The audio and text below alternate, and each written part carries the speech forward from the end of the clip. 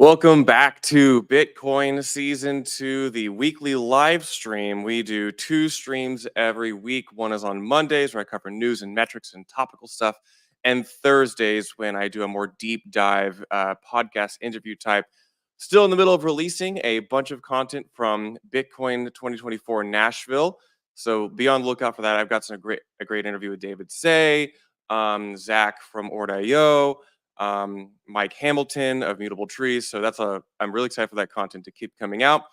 But yeah, Bitcoin Season 2, produced by Blockspace Media. Make sure you check out our other media products, content, Guart Show, Mining Pod. Go to blockspace.media to see all of the content we put out. This is a live stream, so I'm going to start out with some runes and some ordinals data, some Bitcoin metrics, and then I'll get into this topic today of Bitcoin Fi. It's a broad emerging concept. I'll probably bias towards some of the more degen topics. And then we'll bookend this at the end with a conversation with Matt Luongo of Thesis to talk about the wrapped Bitcoin news, the WBTC news, which I think is interesting. Not a lot of the Bitcoin podcasts are covering it. So without further ado, let's just get into this. So, not a lot has changed as far as like activity on chain in the Ordinals ecosystem. This Dune dashboard from Data Always shows that basically since the halving, you can see that or new inscription activity is anemic. There is very little going on. Now, when I flip over to runes, you can see there are like runes activity, runes mints. That's fun, but new inscriptions are down bad. The only other two things I'll look at is we've seen $272 million in fees attributed to inscriptions so far. And then also we can see my other favorite chart, which is the monthly inscription share. So we can see like what types of inscriptions are being put on chain. Are they JSON? Are they these network protocol ideas? Are they images? Are they text, BRC20 transfers? So still basically confirming what we saw initially is that whenever fees go down, the ratio of JPEGs to the other types of inscriptions goes up. Let's look at the market data. I'm gonna kind of fly through this. This is Domo's dashboard. We can see that overall volume by marketplaces is still very anemic. Let me switch to my other screen. Okay. We can see that here on this. This is just overall volume by marketplaces. We really just peaked this past spring and March and April. So not a lot of transaction activity on the marketplaces, on secondary marketplaces. Again, I'd love for my bags to go up, but this is the reality. We see this to be kind of a cyclical behavior. I will make a point to note that if we look at the 7-day chart on Magic Eden, the floors of all of the top 10 collections, except for No Ordinary Kind, are up pretty significantly on the week. Node Monks, Puppets, Cats, Runestone, OMB, Pizza Ninjas, and Arsic hit a multiple X bid. So, yeah, this is fun. This is exciting. We're still, maybe that was the Pico bottom. I don't know. I'm just relaying what is happening. The other metric I'll look at is from Alchemia's dashboard, where we can see basically since the halving on April 20th, 19th, and 20th, about a third of all transactions by number on chain are runes transactions. So runes, depending on the day, will sometimes be the majority of transactions by number on Bitcoin. They still take up a little under a third of the blocks by weight. Going over to runes again, we see Casey Rodamore is very sad. He may have to commit seppuku here. This is a joke referencing that if the total market cap of runes was under $1 billion, Casey would have to take drastic action. So it's just been down and to the right. Runes continue to not catch a bid. They have demonstrated a little bit of recovery in the past couple days, but still not looking very optimistic. And then the last on the Ordinals Runes Bitcoin metrics is this dashboard on Genie data from Poshi to show that Runes daily mints remain pretty consistent 10 to 40,000 mints per day. Mints are still if we look at this runes transaction distribution by type, mints are still the overwhelming number of transactions in this category, meaning that people are just mainly speculating and not really trading as much on secondary. So runes still in the throw shit at the wall, see if anything sticks period. Okay, so BitcoinFi. I see this term now emerging. It's pretty hot. We've heard people try to introduce terms like OrdFi, meaning like ordinals type DeFi activity.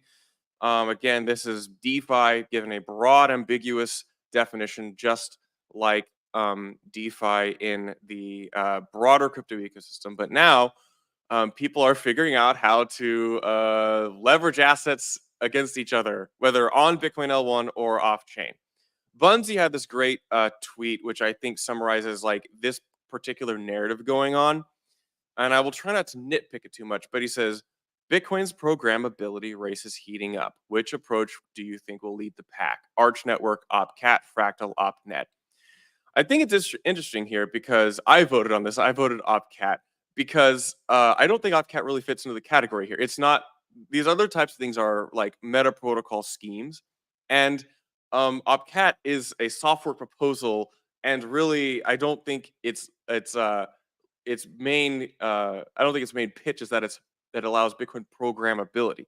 I think this is where the two camps in the Bitcoin degen crowd and the Bitcoin development crowd separate, in that like OPCAT enables a lot of things, specifically covenants and vaults and trustless in and out from Bitcoin. But that said, there seems to be a certain type of narrative emerging among the like let's program stuff on Bitcoin from the Arch Network, Fractal, and OPNET camp. This is like the kind of the growth out of the ordinals discussion, where a lot of these folks are like talking about these types of things. I'll try to briefly race through what they are, just so that we have them on record, so you have them on your radar, and so I'll track these as these kind of come out and develop. So first was Fractal Bitcoin, brought to you by Ordinals Titan and the dominant company in Ordinals, Unisat. Fractal is basically just a merge mine sidechain. There's nothing new. There's nothing really like innovative going on here. It's a sidechain, merge mine sidechain with a twist. Not that the documentation's not fully out, but it is pretty interesting because Unisat led the 80% of all the new inscription activity on Bitcoin through their inscription tool, and is the definitive like BRC20 place to go to trade and mint and all that stuff.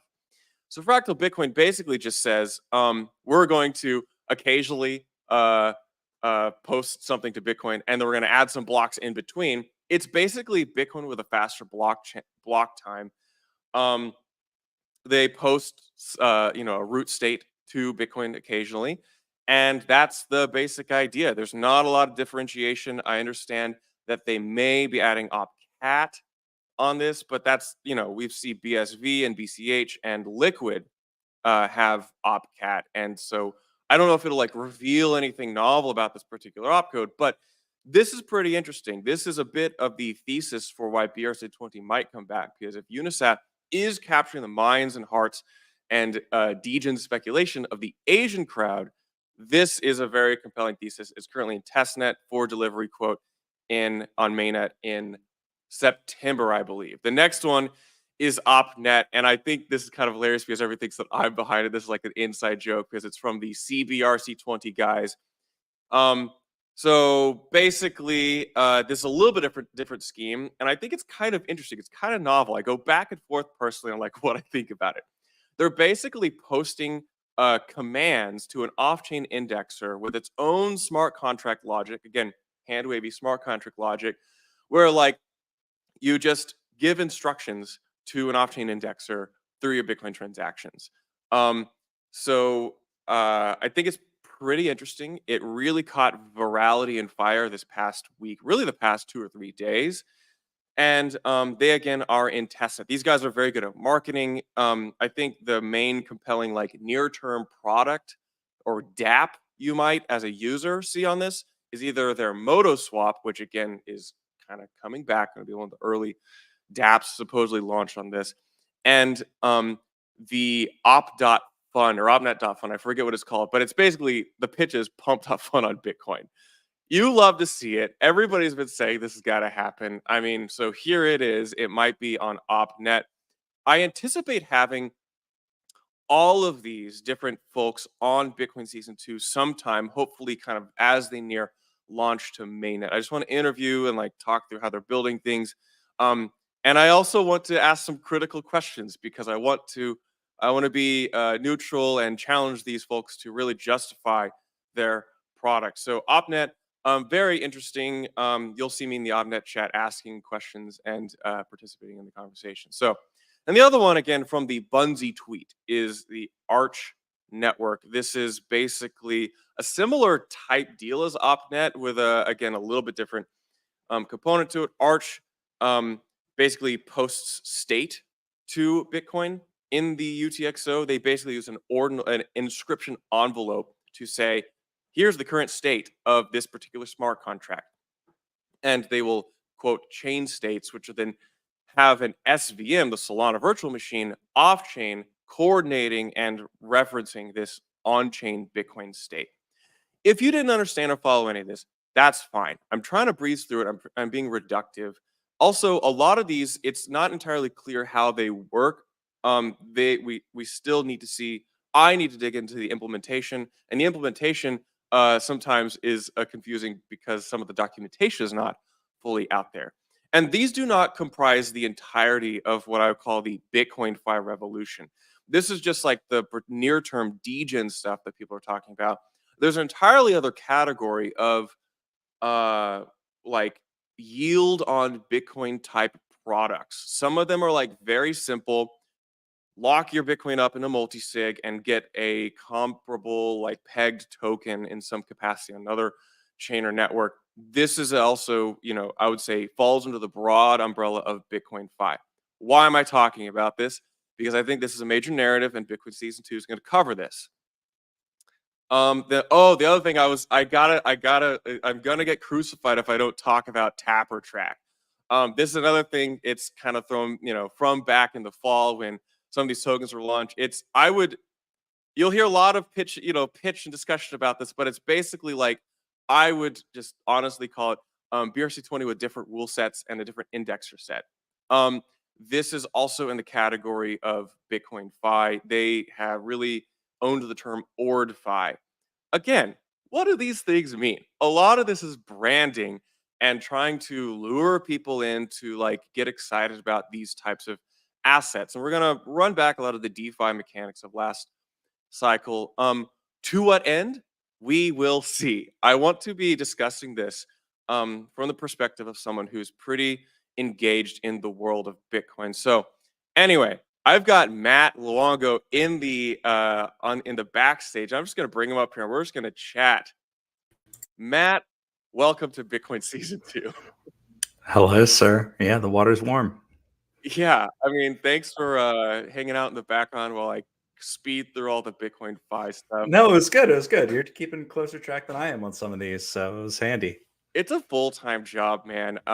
It's so much work, and I thought you'd be a useful person to talk about one of the more interesting news events. And I'm surprised like this wrapped Bitcoin, the WBTC news has mainly only been talked about in like DeFi and ETH circles and not on the Bitcoin circle side. Yeah, Because it's really it shows the culture and the like community drift. Yeah, totally.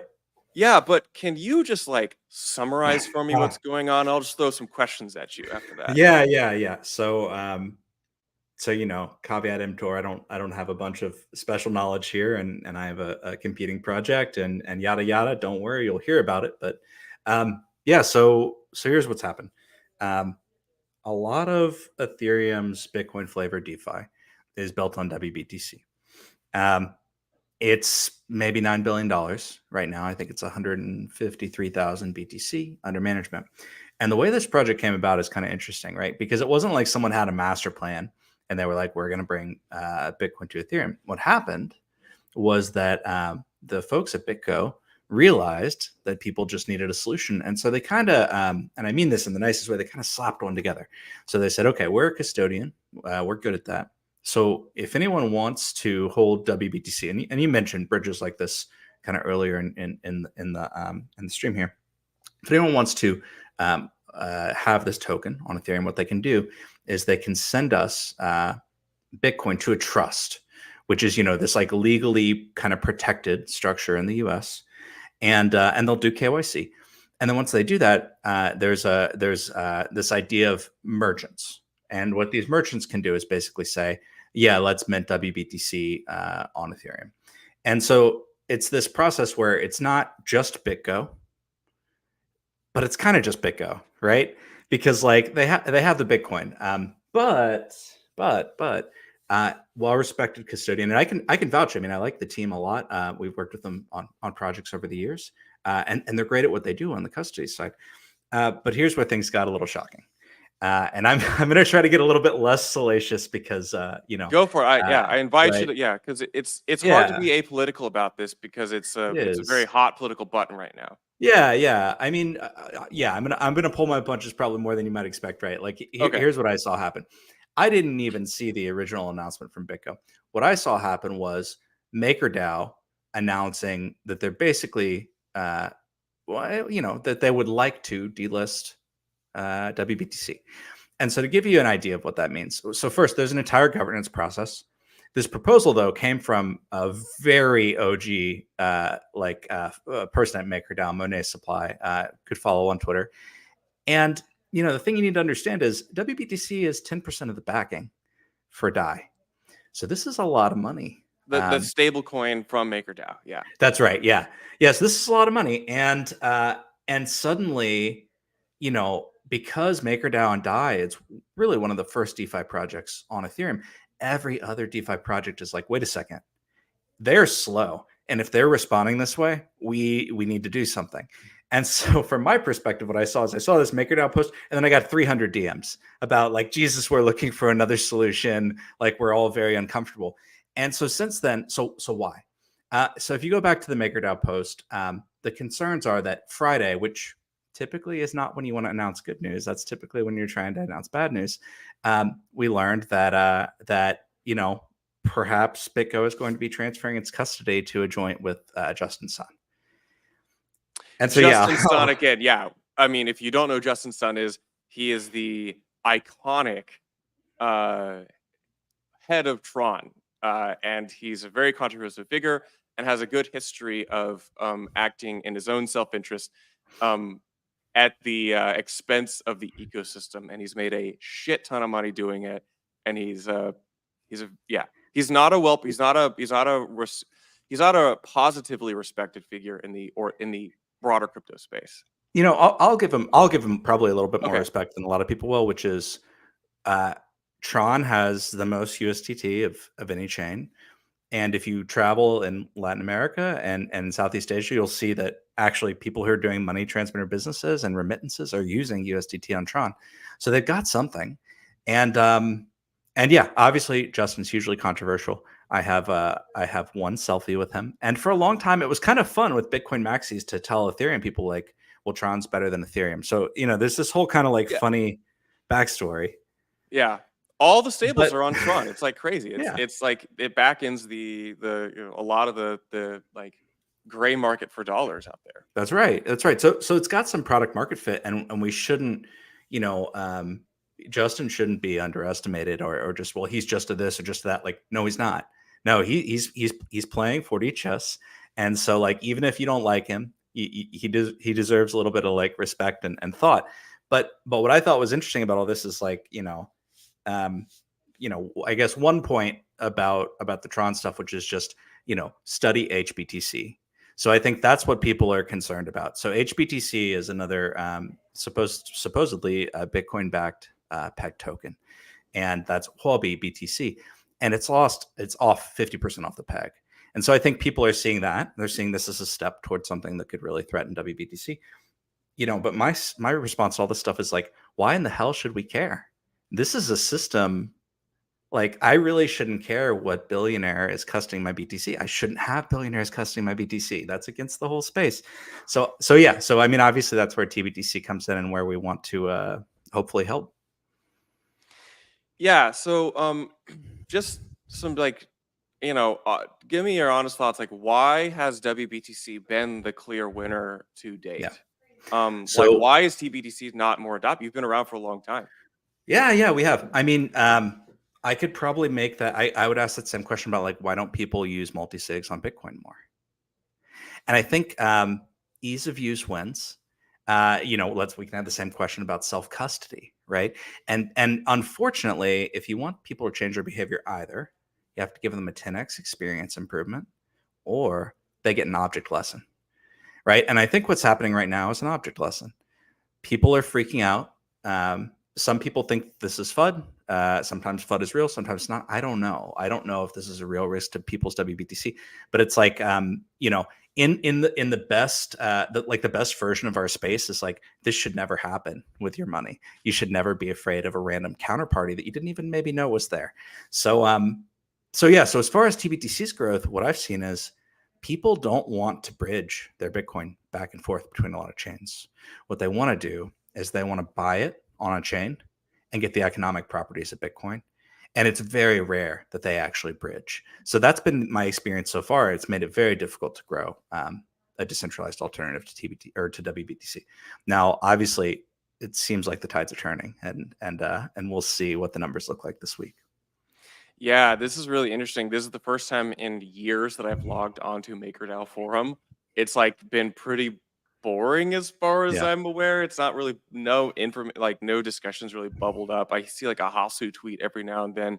And yeah, then and yeah, but this seems pretty notable. Um do you feel that like Bitcoin on other chains is just yeah, various types of rat Bitcoin has been a pretty simple, straightforward, uninteresting product, I would say. It's just sure, been kind of a base asset to be loaned against sometimes.